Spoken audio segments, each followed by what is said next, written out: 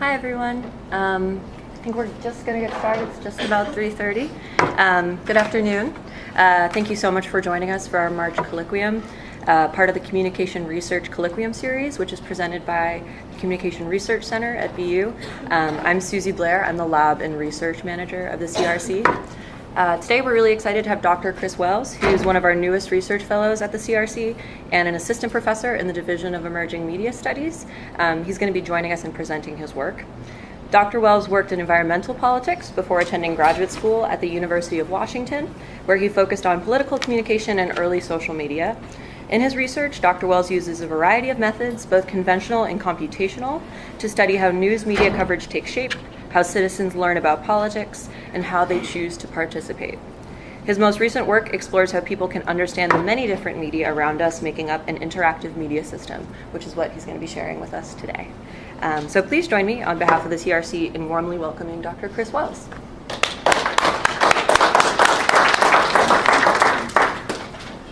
Thank you, Susie. Thanks for coming. Great to be here. So what I'm going to be talking about today is what I'm calling the politics of attention. And so as you'll see, my work is building on this concept that's receiving a lot of interest, which is the idea of the attention economy. So the attention economy isn't an idea that's brand new. It goes back even 100 years to the sociologist Gabriel Tard in some ways, but it's receiving a lot more attention now. And I'll talk about why. Here are a couple of the books. Tim Wu's book is really well known, looking at the history of advertising in terms of advertising's need to grab people's attention. And then that's Yves Sitone's book, The Ecology of Attention, that was just translated. It's a couple of years old, that also looks at the attention economy. So I'm going to begin by walking through what I mean by the attention economy a little bit and how it can push us to think a little bit differently about our media system. Then I'm going to extend on the basic idea of the ideas of the attention economy by looking into a little bit how they reflect and are reflected in modern processes of identity creation and identity exploration and expression, especially in social media, which is one of the preeminent modes of expressing and creating identities that we have now. And on the way, I'm going to try to offer a little bit of an explanation of some of the dynamics of our media system that are often pretty mysterious, but that I think the attention economy framework can help to shed light on. So let's begin by unpacking a little bit of the key tenets of the attention economy. First of all, like a lot of important concepts, the idea of the attention economy stands in opposition to something else. We're talking about an attention economy. We already have an economy, but the attention economy promises something new.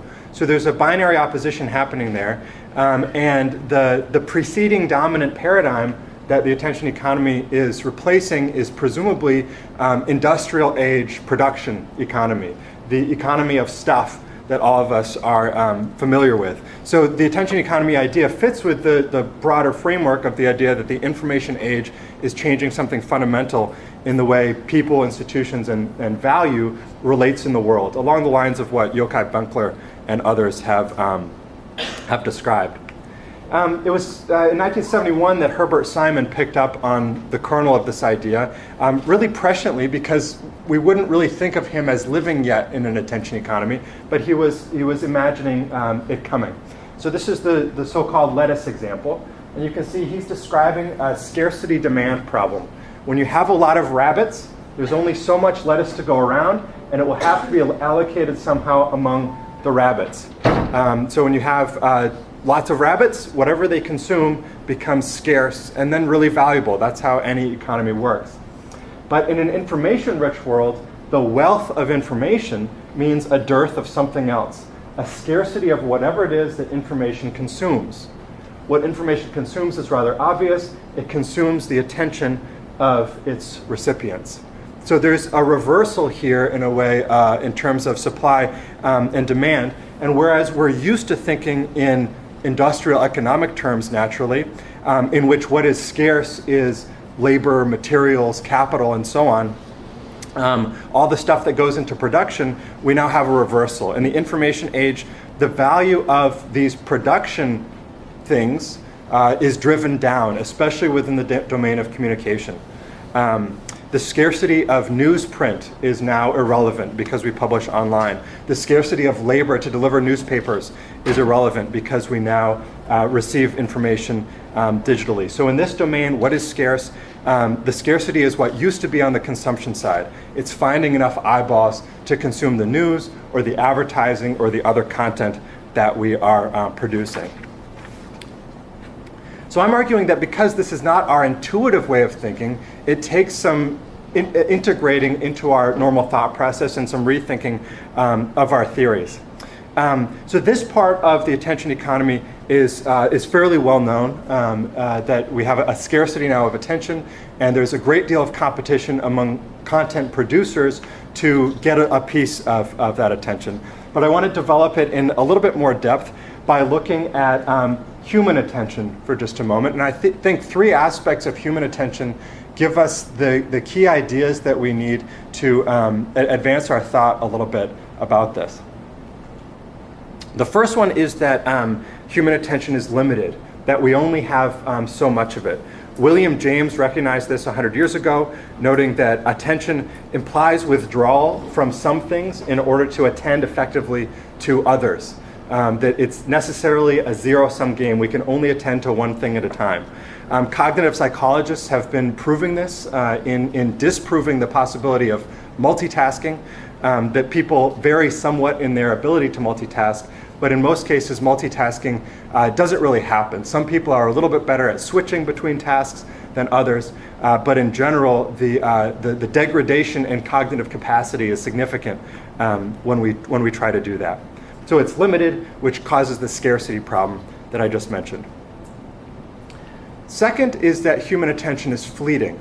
It is always moving on to something else. In order for it to stay fixed, you have to keep it fixed by some kind of mechanism. If you're still paying attention to me, it's because you've put in some amount of effort to keep your attention fixed on one thing instead of losing it into something else, your email or what's going on outside, or something like this. This has one implication that Michael Goldhaber has pointed out, which is that the fleeting nature of attention means that it must be constantly reproduced. Unlike capital in a industrial production system, which can be stored up and saved for later use, human attention doesn't work like that. It has to be constantly actively reproduced or it's gone. And you can't save it up. You can't save it up and then use it later. Once it's gone, it's gone. Finally, we tend to think of attention through a fairly Western Enlightenment sort of rational mode in that we choose to pay attention to things.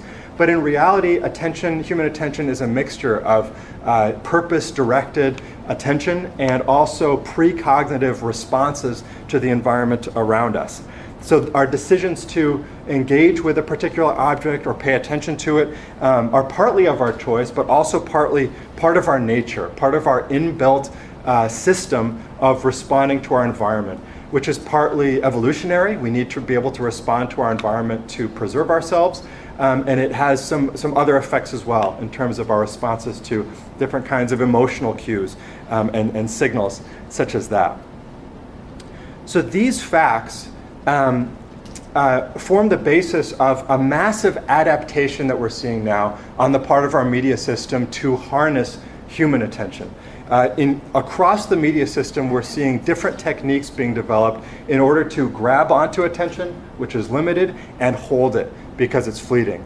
And those techniques, as we'll see, aim to marshal both our conscious choices about what we want to pay attention to and also our unconscious precognitive non-choices about our responses to the world around us.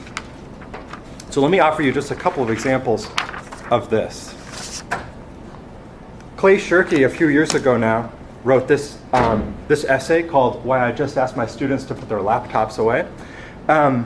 Clay Shirky is an interesting figure to write this essay because he was long an evangelist of digital media. He wrote books called Organizing Without Organizations, promising that we were entering the end of the age of institutions in society, and digital media would enable us to network in productive, anti-institutional ways. But in 2014, he wrote this a little bit like a mea culpa, announcing that he, in fact, was banning the very technologies that he had recently been celebrating because he found he could not compete with the digital distractions that his students were engaged with when they had their laptops open. And here's what he said. The designers of operating systems have every incentive to be arms dealers to the social media firms. Beeps and pings and pop-ups and icons, contemporary interfaces provide an extraordinary array of attention-getting devices. Humans are incapable, so this is the precognitive brain, incapable of ignoring surprising new information in our visual field, an effect that's strongest when the cue is slightly above and beside the area we're focusing on. Does that sound like the upper right corner of a screen near you? So clearly, a variety of tools are engineered to tap into our precognitive brain and grab our attention.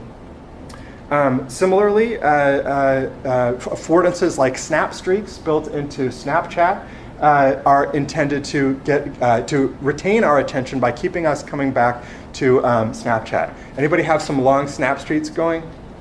Yes, one person willing to admit it. Thank you. So if you're not familiar, snap streaks is a functionality of Snapchat that records how long you and a given partner have been regularly exchanging messages with one another in 24-hour increments. You can see these are long streaks over a year in some cases in which people have continued to come back to Snapchat to send a message to a particular partner and maintain that streak. So a socio-technical function right here, very much designed to harness attention and keep reproducing it. A number of digital media ethicists have described how the study of human psychology, the academic study, has been employed by these companies for these purposes. There's also, of course, a cybernetic component to this psychology, as Zeynep Tufekci and others have pointed out, in that algorithms that are trained with machine learning may learn to infer aspects of our attentional psychology that psychologists aren't even aware of. Given that almost all of these algorithms are optimized for engagement and repeated engagement, they are likely picking up signals of human attentional psychology that aren't even known to us yet, but are able to be reproduced through machine learning algorithms that then drive social media content presentation. In the course of that learning, we're learning increasingly in this striking media-wide phenomenon that our media content, in fact, is actually changing. I'll come back to that in a second. So Tufekci, again here, pointing out that as these machines learn, the nature of the content to which we're exposed, the nature of messages in our public sphere is subtly adjusted in order to reflect those psychological biases. In this case, she was reporting on a Wall Street Journal study that looked at YouTube recommendations and found that as a person surfs YouTube, YouTube tends to recommend increasingly extreme videos on whatever particular topic they were looking at. So if they start looking at Donald Trump videos, they are soon recommended far-right, 4chan type right-wing extremist videos. Similarly, if you search for information on flu vaccines, it wasn't long before anti-vaccination videos were recommended to you. It is not, as Tufekci points out, that engineers are designing the system to create more extreme content and present it to you, but rather that the algorithm has figured out that engaging with that more extreme content is a way to keep people on the site and keep delivering them ads. As Tristan Harris has put it, this is a race to the bottom of the brainstem in terms of grabbing onto that reptilian cortex and holding onto it. This drive, though, to capture attention extends beyond social media platforms and their algorithms and is also occurring in domains much closer to sort of this audience's work, as a growing domain of research is studying how these attention metrics are influencing news judgment. So not only how YouTube is sorting videos for presentation or how Twitter is sorting the items in your news feed, but also how journalists themselves are developing news. Here, it's the quantifiability of attention that plays such a large role, as apps like Data Miner and Chartbeat and other technologies are used in newsrooms in shaping in newsroom decisions. So, for example, Chris W. Anderson, beginning with ethnographies as early as 2011, was reporting the use of sort of proto out-of-the-box tools for studying attention. Edson Tandock did another study of this, Velbers and McGregor. So we've got examples from the United States, Britain, and Europe, all in there. The conclusion coming into focus here from this research is that although journalists strongly dislike thinking of their work, of their professional judgment as strongly influenced by these audience measures, it is influenced by it.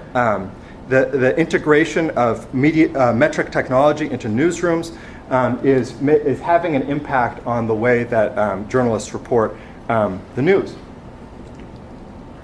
Here is Franklin Foer from the New Republic, or formerly of the New Republic, in a piece that he wrote for The Atlantic describing what happened when Chris Hughes, co-founder of Facebook, bought the New Republic and began demanding essentially higher page views and better advertising returns.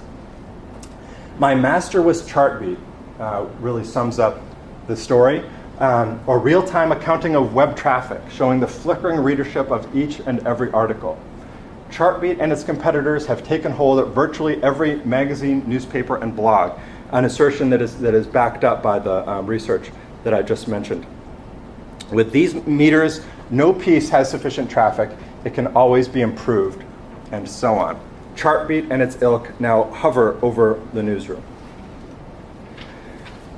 The result of this state of affairs is somewhat counterintuitive. First, despite the proliferation and fragmentation of our news media system, in fact, there's evidence that overall we see a narrowing of topics and content, as Pablo Boczkowski has pointed out, because when you have many news outlets that are all carefully watching one another to find out how they are getting attention, and they are drinking from the same hoses, essentially, of metrics of attention on social media and other places, you tend to get a herd mentality in which the same stories are being relentlessly covered with every kind of angle and new hot take by the whole media system at the same time. So there may actually be a decrease in the variety of content that's being offered by our media system. It also means that our media system and our journalism tends to be highly reactive. It tends to be put in more of a responsive position to respond to what's happening on Twitter or respond to the latest event that's garnering a lot of attention, rather than making proactive news judgments about what the most important matters of the day are. So far I have described the foundation of what is relatively well known. There's nothing that's brand new here. However, to understand what I would call the politics of attention, I want to take a further step, because these steps so far have looked really at the economic region of the economics of attention. All of this can be understood in terms of actors that need to harness human attention in order to lease it to advertisers, in large part. But there's a perhaps larger dimension of the politics of attention that implicates how individuals think of themselves and understand their role in a political and communication system that may be just as important. To make my case and map it a little bit, I want to offer a graphical display of how I'm thinking about these attention dynamics at the moment. Firstly, I'm thinking about attention in both an individual sense and a media sense. People can pay attention to things, as we've just talked about. The press can also pay attention to things. When we're talking about agenda setting, we are talking about whether the press pays attention to something. So we can think about it in terms of paying attention. We've talked about the biopsychological bases of attention, and we can talk about what media cover. We can also talk about the importance of receiving attention. Here, we've noted the monetization of attention, which is the lifeblood of a profit, advertiser-driven media system. And then we can, if we feel like, we can trace some of these relationships. So the economics of the attention economy has to do with how the media are able to monetize the biopsychological attention of human beings. If we want to think about influences on news values, because of the monetization of attention that we just talked about, we can talk about that relationship. And we can talk about agenda setting, which I just mentioned. So there's this relationship between what the media cover and what individuals are paying attention to, the classic agenda setting formulation. But what this leaves out is this sort of fourth quadrant of the box, which would have to do with individuals receiving attention. And I think this quadrant hasn't been much fleshed out in the discussion of the attention economy, which has mostly happened across those other three. So that's what I want to spend a little bit of time on, and then make the argument that by understanding this box and some of its relationships to the others, we can shed light on some of the dynamics of our media system that are otherwise rather puzzling. So, humans receiving attention is a basic human need. Social psychologists know this, developmental psychologists know this. Children that are deprived of attention from others develop socio-psychological problems and so forth. So there's sort of a social psychological understanding of this problem. But I want to draw on the philosopher Charles Taylor to develop a little bit further what we mean by this. Because Taylor has offered one of the most comprehensive accounts of the origins of modern identity, which has a lot to do with, when we get to it, the attention economy. What Taylor looks at is a wide scope of history. He's tracing how we came to think of ourselves the way that we do in the 20th and then the 21st century over the scope of centuries. Of course, I'm not going to cover all of that, but I do want to note that he sees a change happening in the 18th century. And what happens in the 18th century has to do with the individualization of identity. When identity, the ability to know yourself, becomes more of a property of the individual person and less the property of a person who fills a particular role. Less the property of someone who is a laborer or a farmer or a member of the nobility or something like this. This trend has developed. It's not like it changed in the 18th century and has been the same way ever since. Sociologists like Anthony Giddens and Ulrich Beck have traced its further development and kind of refinement of individualization through the 20th century.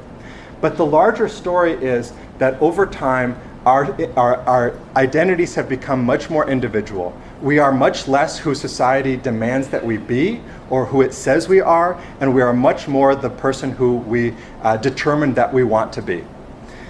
There's an obvious liberation inherent in this. You are no longer defined by the social caste that you are born into, to a large extent. But there's also an aspect of this that has to do with a great deal of responsibility. And this has been less recognized, I think, in theorizing. So Taylor calls this a, quote, massive subjective turn in modern culture, unquote, meaning subjective in the sense that we now see ourselves as individuals with inward-looking identities that we create for ourselves. Here is Taylor on it that I think really captures what he's saying. Being true to myself means being true to my own original identity, which is something only I can articulate and discover. In articulating it, I am also defining myself. I am realizing a potentiality that is properly my own. This is the background understanding to the modern ideal of authenticity and to the goals of self-fulfillment and self-realization in which the ideal is usually couched. So in that, he's introducing us also to this idea of authenticity, which is inherently linked up with this individualization of identity. The reason for that is really critical, because if our identity is no longer given to us by our caste, we are no longer born into it, we must make it ourselves. And it is always questionable whether the identity that we build is authentic, whether we can portray and grow into our proper selves to reach fulfillment as human beings. Crucially, though, Taylor recognizes that this development of identity is not monological but dialogical. It is not a one-way figuring out who am I and then declaring it to the world. That's not the way humans operate. We're social animals. So it's dialogic. That means that identity comes out through processes of expression and receiving response from others, expressing to others and receiving their response, ideally in receiving the recognition of others. And by recognition in this context, Taylor especially means the affirmation of our identity as authentic and worthwhile and fulfilled. So this highlights the contingent and precarious nature of identity, which is always seeking to establish its authenticity through expressions to others and seeking their recognition as affirmation of that. Taylor says, what has come about in the modern age is not the need for recognition, but the conditions in which the attempt to be recognized can fail.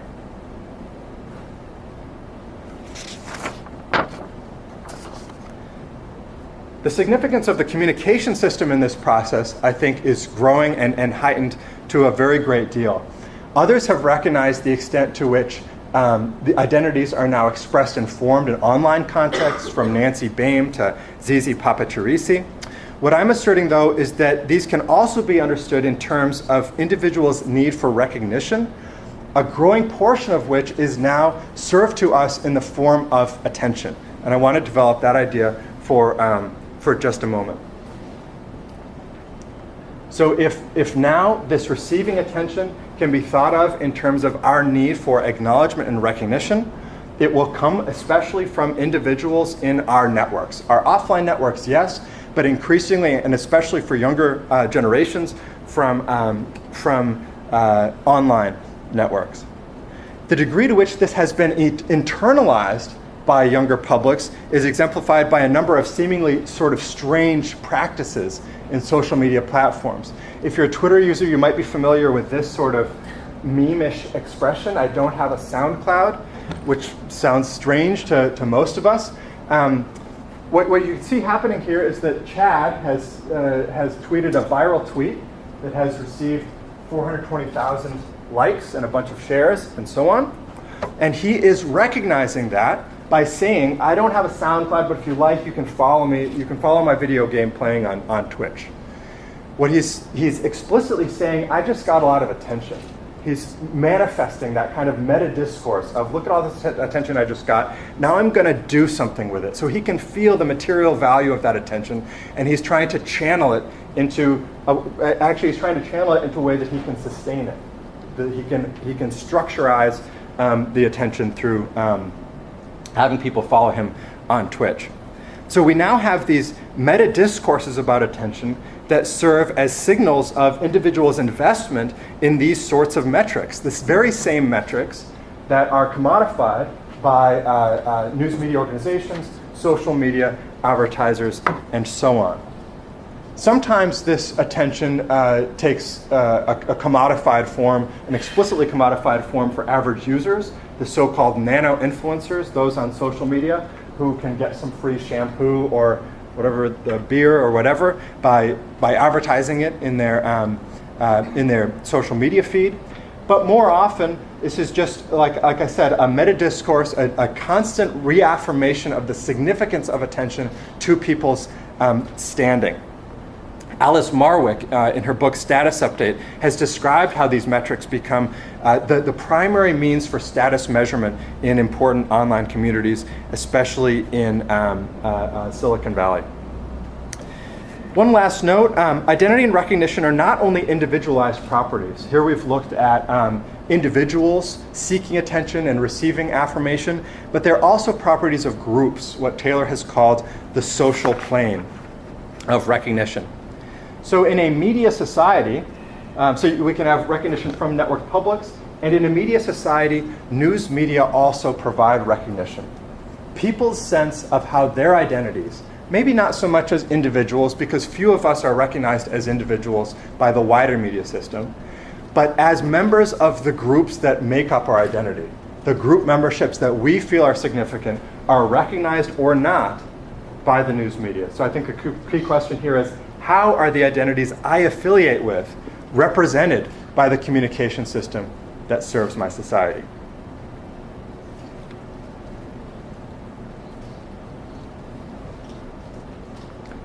So I think we can trace one form of recognition as coming from network publics that offer acknowledgement and validation to me individually and also to the groups that I am a member of.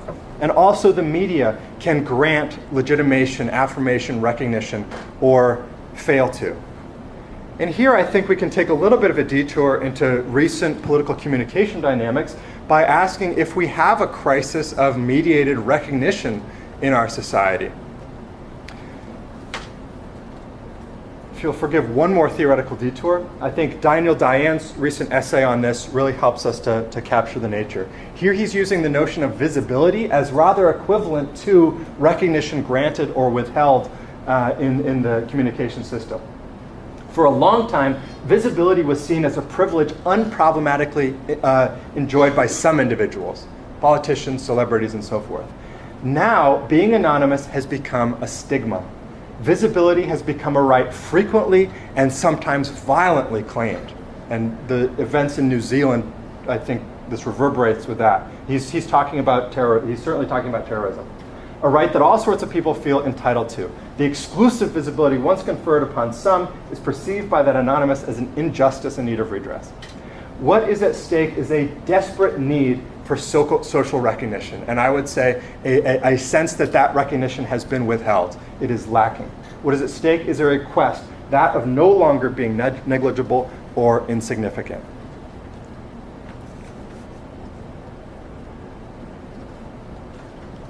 I'm going to move on briefly here. What I would argue is that when subpublics perceive a significant lack of recognition in the media system, content providers seem to be coming in to cater to those resentful niches. One place I think we can find this is in disinformation and fake news. This is Alice Marwick's essay on why do people share fake news. A large part of her argument about sharing fake news is not about people believing the fake news. Belief doesn't seem to enter largely into people's choices to share fake news. Rather, she is looking at a crisis of legitimacy and recognition. As she puts it, one frequent theme of Fox coverage is that urban liberals look down upon rural and flyover state residents and see them as stupid, ignorant, or rednecks. She's saying a couple of things here. Firstly, she's saying that these urban liberals, who are often associated with the mainstream press, are looking down on or failing to recognize flyover state residents. But she's also pointing out something very interesting, which is that this frequent theme of Fox coverage, Fox has recognized, and Reese Peck's recent book, Fox Populism, really captures this. Fox has recognized that latent resentment and now popularizes it and speaks to it. It caters to that sense of lack of recognition and offers recognition to groups who feel they are largely left out of wider media discourses. I think we see this in other patterns too, what we might call clickbait. Here's what you might think of as sort of regular clickbait. Here's a bird and a dog, they're friends, that's great. But we also see this sort of commodification of identity, the delivery of our identity goods. This is from a couple of months ago. So Obama's not in the White House anymore, but he still eats tacos, and that can make liberals feel good about themselves. This he's still out there, and people love him, and that's really great. So your identity is still sort of secure and affirmed. A lot of the disinformation circulating in 2016 was exactly the same thing. It was this sort of identity clickbait, drawing on your sense of maybe indignation at Michelle Obama, who refused to dress, Michelle Obama's designer, who refused to dress Melania Trump. That isn't true, it's fake news, but it makes you feel that sense of indignation that at her elite liberal East Coast designer who would do that kind of thing, even though, again, she didn't, that I know of. So we also have this commodification of recognition. So that sense of lack of recognition is recognized and is served by both mainstream media outlets and also disinformation actors.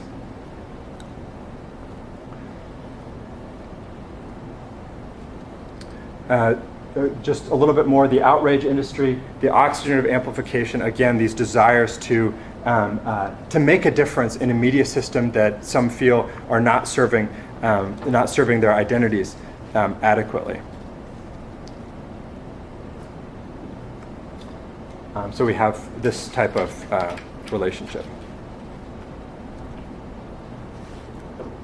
I think that our field has largely failed to recognize these undercurrents. I think we're beginning to see it in the work of Alice Marwick and Daniel Kreis and some others who are certainly speaking to the significant role that identity plays in information processing and social media sharing.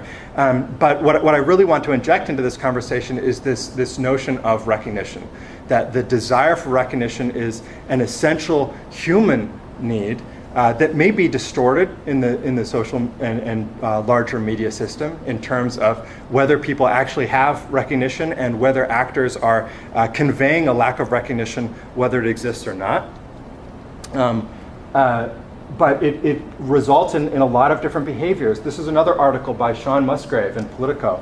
He called it, "I get called a Russian bot 50 times a day," said this one woman in her late 40s. What was happening was that after the 2016 elections, a lot of people thought that a lot of social media behavior was being driven by bots because there was a lot of retweeting and a lot of sort of formulaic posting of content.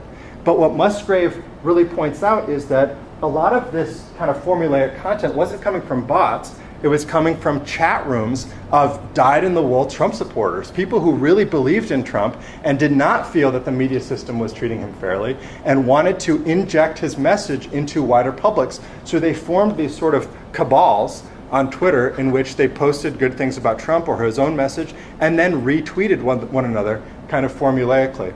And then the very notion that they were being accused of bots because of their heartfelt support for Trump was further insulting. This process was also fed by trolls from 4chan, who created a lot of the memes that these chat rooms then spread, all with the intention actually of getting the mainstream media's attention for conveyance to wider publics. So with this, I want to summarize and then move and look at a little bit of data for you. So to summarize what I've said, I think that attention is coming into focus as the raw material of the attention economy, both because it is the material that can be exchanged for actual capital through advertising in the media system, but also because it has this wider political power. And it's that intersection of its political and its economic power that makes it so powerful and dangerous. As Manuel Castells has pointed out, who holds attention in society has the capacity to shape the social production of meaning, how we understand the objects that make up our public sphere, shapes our public understanding. And as I've argued, attention is also a fundamental aspect of recognition in the media society. So it plays these dual roles. It bleeds across those domains in a really powerful way. Great. Given that theoretical background, I'd like to introduce a way of thinking about the media system built on this attentional logic. So we're going to think about studying a media system, how a system works that's built on attention. There's a lot of debate about what systems are, but at their core, I'll argue that they are sets of structures that enable continuity and reproduction. So they are structures that reproduce themselves over time. I'll give you an example. An ecosystem is a system that reproduces itself through structures that allow for protein cycles, predator-prey relationships, and so forth. Talcott Parsons' social systems were in the same vein in terms of explaining how a society was able to reproduce itself through interaction between its components. Chadwick's hybrid media system does it as well, although it is much less defined than Parsons' social systems were. And so I'm going to try to take another step there. The broadcast media system, I'm going to argue, is that it is a set of structures for consolidating and reproducing audiences' attention over time. That is, it's built on the fact that human attention is fleeting, and so it builds structures to capture and recapture that viable resource through time, not doing it once, but doing it again and again. In the broadcast age, there was a particular set of structures meant to reproduce audiences. There were defined channels, NBC, CBS, and so forth. You always knew where to find CBS. It wasn't like a different thing on the same channel every day. There were recurring shows, so you knew where to find your show. Audiences would reproduce themselves, and so on. In the hybrid media system, we have a shift in the way that those structures are produced. First, the mechanisms for assembling and sustaining attention are diversified, of course. There are still broadcasters. You can still turn on your TV and find CBS and ABC. They still have recurring shows, celebrity hosts, and so on. But there are also other mechanisms of capturing attention and holding it. We have explicit social media structures, followings. Following Donald Trump is an act of inviting him into your newsfeed on a recurring basis, that you're happy to have him coming into your newsfeed over time. YouTube subscriptions are essentially the same thing. There are also emergent behaviors like hashtags. Hashtags were innovated actually by Twitter users who wanted ways to organize their conversation, to stay in touch with it over time. So this is another structure for reproducing this attention over time. So what I want to offer you is a sketch of a study trying to answer this question: what are the mechanisms that actors in the hybrid media system use to assemble publics and kind of hold on to them? I have two cases. I'm going to show you the second in the interest of time. And this is what I call a tale of two trolls. So these are two Twitter accounts that were controlled by Russia's Internet Research Agency from at least 2015 into mid-2017. They might have been earlier than that. We know less about them earlier than that. So both of these were highly successful. We've chosen among the most successful IRA trolls. Crystal Johnson was purportedly an African-American woman who tweeted on the left side of the political spectrum, enjoyed around 60,000 followers by the time of her discovery. And 10GOP was purportedly the unofficial Twitter, that's an understatement, unofficial Twitter of the Tennessee Republicans. And you can see 145,000 followers on Twitter by the end of the campaign. By far the most successful of the IRA trolls. So our question was, how do you come to assemble this kind of audience? Again, an audience in the form of a Twitter following, which is a structure for capturing and retaining human attention over time. Well, this is what their follower chart looks like. The election is here to give you a sense of scale. So they did a lot of growing after the election. They were highly involved in early 2017 as Trump was taking office and so forth. So what we wanted to look at was what were the factors that drove attention to Crystal Johnson and 10GOP and allowed them to communicate with members of the American public, as well as a lot of other handles as well. There's a few things going on here in terms of directing attention.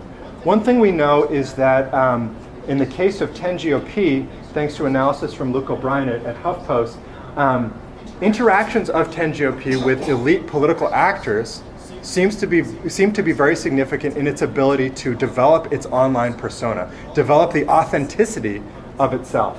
So this is examples of accounts that retweeted 10GOP. Donald Trump Jr. did so 5 times. Mike Cernovich did so 24 times, and then the number of times that 10GOP retweeted these folks.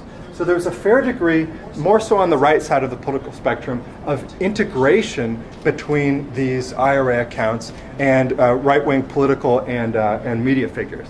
But that's anecdotal. We took a little bit more quantitative analysis, looking at a time series analysis over 600 days from late 2015 to August 24th, 2017, which was around the time that Twitter suspended these accounts. What we were looking at was what caused them to gain following on a given day based on other factors. So we're looking at what caused attention to aggregate to these particular accounts. We used a time series analysis known as vector autoregression, which I could talk more about if people are interested.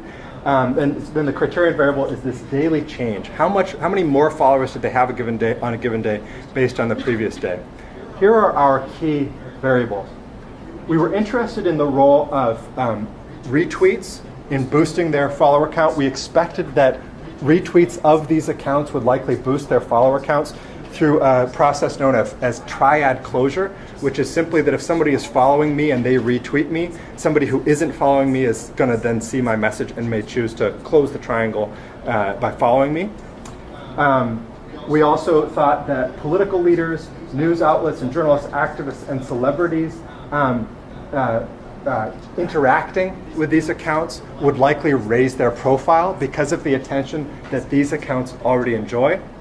And then finally, we expected that when the press, the media, mentioned these accounts by saying, look at what's going on Twitter, that also might drive an increase in following. So we certainly found that for both Crystal Johnson and 10GOP, that process of triad closure was in place. There's nothing surprising about that, although it is important to control for that in our analysis. When it came to interactions with political leaders, indeed, Luke O'Brien's analysis was validated in that we did see that interactions with figures such as Breitbart, Lou Dobbs, and so forth boosted his following. In other words, attention was transferred from certain actors in the media onto this account that turned out to be a disinformation account. Then, interestingly, in both cases, mentions of these accounts by the news media, who did not mention them in the context of them being Russian disinformation accounts, but mentioned them in the course of, look at what this great person is saying on Twitter, also boosted attention to them. So again, you have a transfer of attention from the news media system into the disinformation media system in this case.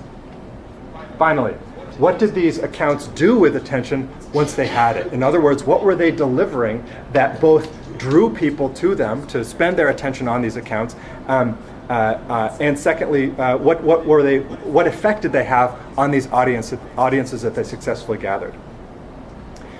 Well, they weren't spreading misinformation or disinformation, interestingly. There was relatively little that they were doing in terms of only providing information, in terms of factual information. Almost all the time, what they were doing was either presenting an opinion, which you could have found anywhere else along the same lines, conservative or liberal, within the American discourse, or they're kind of offering a mix of the two, offering some facts, but also source and opinion. When they were spreading this, when they were not spreading information, when they were portraying their opinion, a lot of that was sort of in the form of what you could call identity goods. They were offering their communities reasons to feel good about themselves and not so good about the opposition. So pointing up the supposed hypocrisy of Hillary Clinton, who's for gun control, but has security who carry guns. Or in this case, America has always been hinged on hardworking people. This is a Facebook post by another Russian account. I'll keep my guns, freedom, and money. You keep your change. Sort of an invocation of Barack Obama's earlier campaign statement. And then from the left, this Black Matters post, also a Russian Facebook account advertisement. Join us because we care. Black Matters, clearly an invocation of a particular identity that they wish to reach. A couple of concluding thoughts. As I mentioned, attention is now a primary mechanism across multiple fields within our society, both media economics, societal meaning making, and also social recognition on both an individual and group level. If individual identity and recognition are now constructed in social media, that has large implications for how we think about interactions within the hybrid media system. What I've called a crisis of recognition in many societies also engenders a variety of efforts to demand media recognition, both through the so-called outrage industry within partisan press and also within a variety of disinformation attempts. Finally, or not quite finally, recognition and its lack are then heavily commodified, as I just mentioned, and disinformation campaigns exploit these features. I'll mention just a couple of solutions very briefly. One is, not that these are holistic solutions, but Free Press has called for a tax on targeted ads, which is meant, I think, to slow down the relentless attention economy in social media, and probably even more so to put that money towards providing the public informational goods that are not well served by the attention economy as it exists. Another approach that is gaining some traction is that of demonetization. YouTube, in response to so many of its criticisms for making money off of really nasty, violent, often content on its system, has tried to put in place a demonetization system such that content that they don't feel is removable, that maybe they feel is protectable by free speech, will at least not be monetizable. Ads will not be run on those videos, so that the uploader and YouTube itself can't actually gain money from views of that content. I think there's some potential there, and thinking about expanding that possibility to cordon off some part of our discourse, to cleave it outside of the attention economy, is also worth our attention. But that's where I'll close. So thank you, and I look forward to your questions.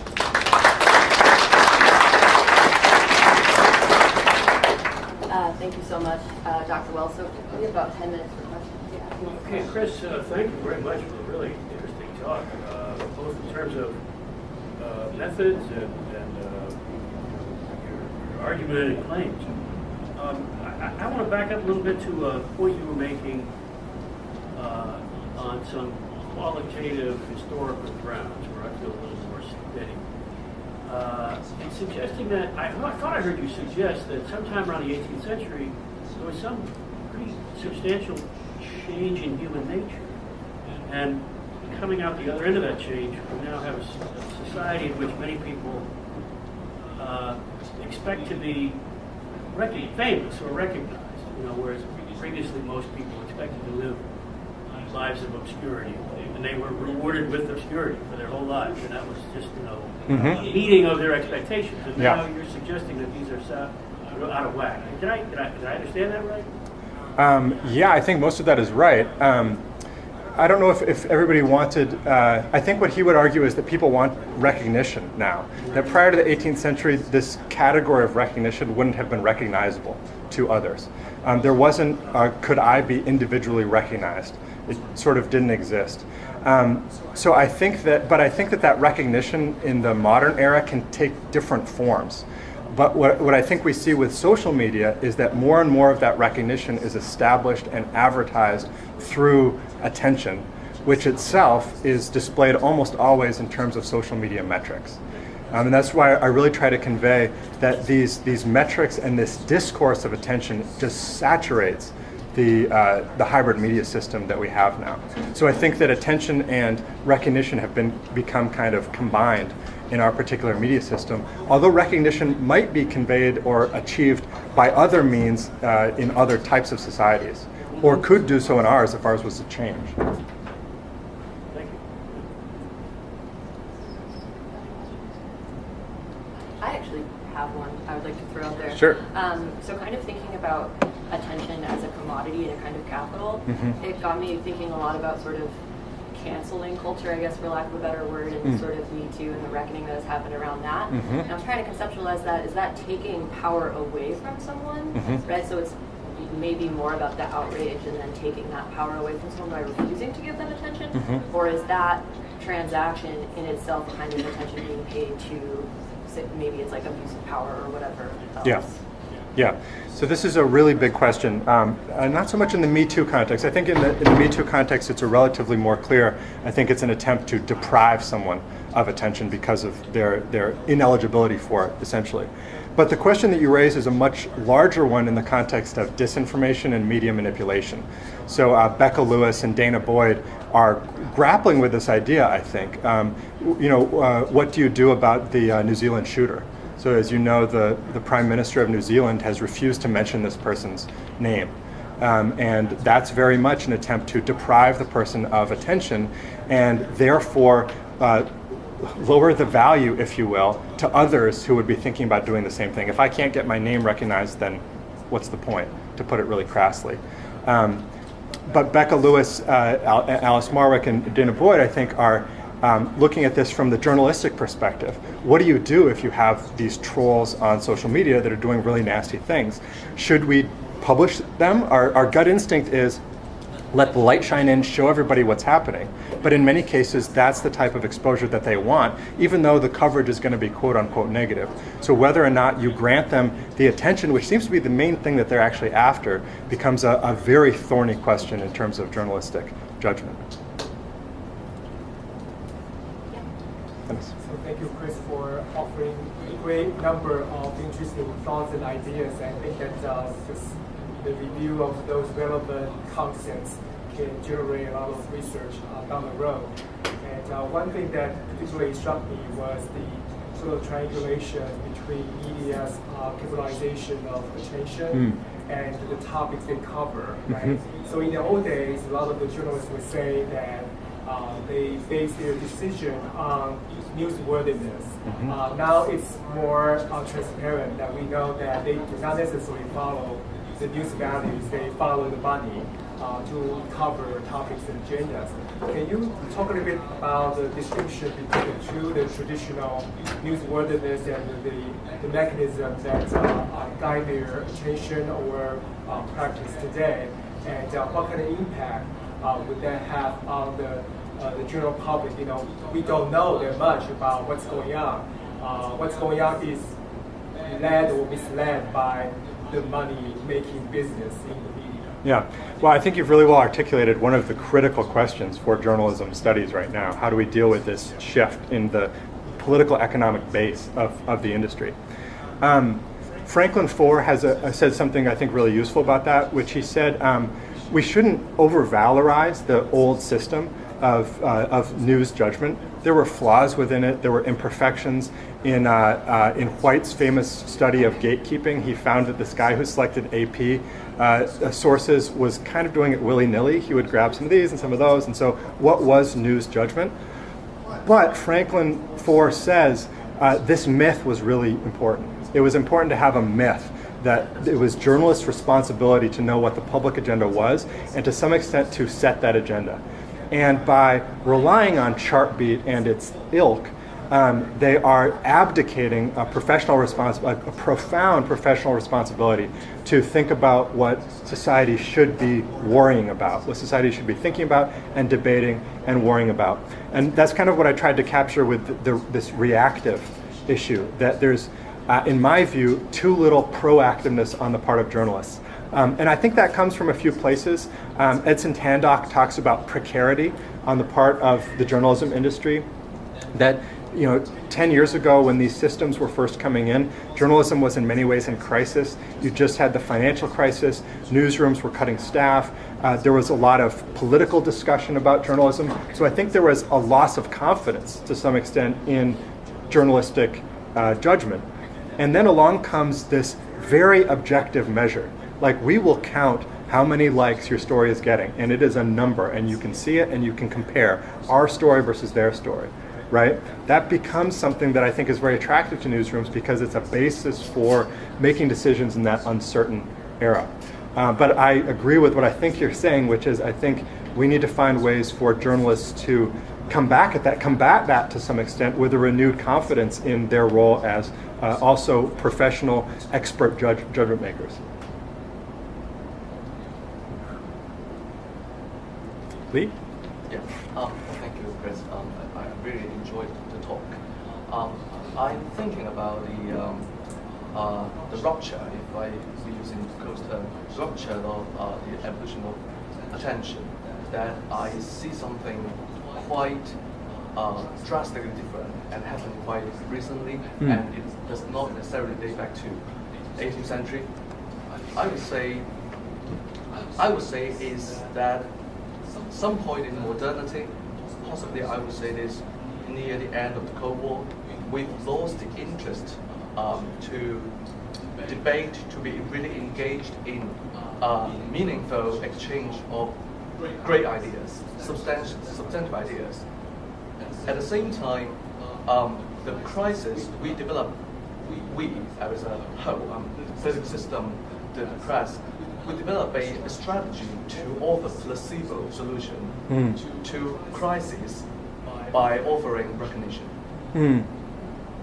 As a way to delay, to slow down the unrest, to offer the placebo to them. Somehow that worked quite well. And that was the start, or one of the catalysts of the sudden growth of demand for attention from various subgroups of the population. So that's just my my idea. So I would like to think myself, and I would like to see more research on this. Is there such a rupture in the very recent time that is a result of our laziness, our short-sightedness, and placebo strategy? Yeah, so obviously a really big question in terms of scope, a social change about how we think about issues and we think about recognition. So in terms of social theory, certainly scholars like Anthony Giddens and Ulrich Beck, who I mentioned, would trace a lot of the development of the late modern, as Giddens calls it, identity, to much later than the 18th century. So certainly to a 20th century type of phenomenon in terms of the individualization of responsibility for identity and those kinds of things.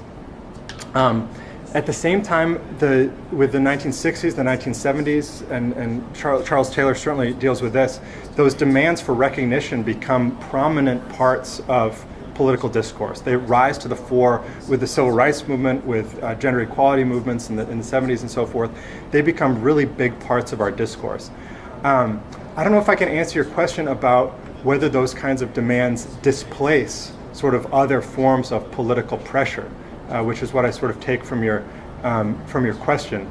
I'm not sure if I'm able to answer that, but what I will say is I think that we have a confluence of identity processes that happen in society at large with technology processes that feed off of and converge with those identity processes. So in terms of demanding attention, I think you get discourses of how does the media treat X group, especially in the 1980s and 1990s. There's a meta discourse about how are we talking about X, which implicates media conversations. And social media is early on celebrated as an opportunity to evade the gatekeeping of media, that these subaltern groups can have conversations that are happening outside of the mainstream. I think there was less attention to what disinformation would introduce to that system. So I would suggest looking at this confluence of social trends, which often have socioeconomic foundations, and also technological trends that interweave with them in the last few decades. But it's a really nice, very big question. Dennis? I may offer a couple of relevant points regarding your question about identity and also the sort of rupture. I think that Anthony Giddens also said that in this postmodern society, even though you're free to choose your identity, you actually feel the pressure and you usually feel a lot of uncertainty about who you really are. Therefore, you will seek out to get recognized through social media. And that kind of anxiety may be related to another relevant concept being Max Weber. Is that Max Weber or the partisan ethics? And I don't quite remember that book, but in that book, I think that he talked about because of the new religious sort of denominations, each one of them strive to prove that their denomination is the chosen. So they would have to fight so hard in order to get recognition. And I don't know whether these two concepts are relevant or related at all, but just my 2 cents here that maybe they are related one way or another. Thank you. Ian? So my question is basically because it's interesting that a lot of are talking about attention being in a negative way, kind of it's saying that is kind of bad thing, but we know that some early literature was talking about the democratic potential of each time by saying that everybody get a chance to get attention and for 10 minutes. Yeah. But there are some other arguments recently about like how the research get richer. So I was wondering what was your opinion, like whether there's a game that everybody get the open model or is increasingly more like even if attention is becoming a new currency instead of like money and materials, people still there's a divide between the researchers and the I think two things I would say. One is that the network effects have clearly favored oligopolistic entities like Facebook. Facebook and its relationship to news media organizations has been really deleterious, right? So in terms of capturing the attention that these other news organizations might have otherwise enjoyed. So there you've certainly had concentration. I think that there's another factor, though, beyond sort of who's getting attention, which is the type of communication that's being created to capture our attention. I think that all of us suffer from the move that I described toward appealing toward the precognitive processing of humans. And that's partly a product of the architecture of the web and the way that we surf the web, and the fact that advertisers are competing for these little snippets of our attention. What they really need is to just grab us at a particular moment and grab a little bit of our time. Rather than giving us something that's going to be deeply or long time fulfilling, they just need to grab a little bit of us. And to do that, they almost always are appealing to our precognitive mind with an emotionally evocative image. I mean, when you see those close-up facial shots in clickbait that show surprise or something like that, those are going straight to your reptilian brain to try to get a response, to figure out, why does that person look that way? You have no control over that response. So when more and more of our attention is being appealed to with those kinds of messages, and especially when politics is being discussed in those kinds of terms, no matter who it is doing it, I think that we kind of all lose. Great. So that brings us about a little past time. So I just want to thank Professor Wells again. So if anyone would join me in just thanking him for that. Thank you. Lots of good conversations to follow up with. If anyone is interested, next month we're having our Distinguished Lecture event with Dr. Joseph Monroe.